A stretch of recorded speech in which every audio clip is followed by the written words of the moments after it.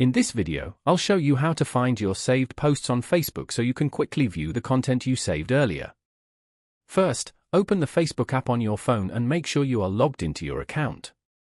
Tap the menu icon in the corner of the screen to open the main menu. Once the menu opens, scroll down until you find the Saved option and tap on it.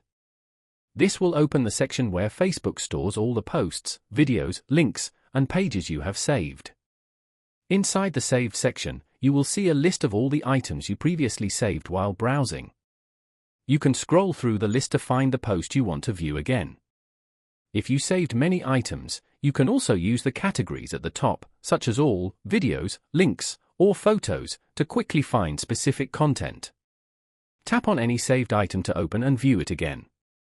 If you no longer want to keep something saved, open the post, tap the three dots, and choose the option to unsave it. If you found this video helpful, make sure to like the video and subscribe to the channel for more simple tech tips and tutorials.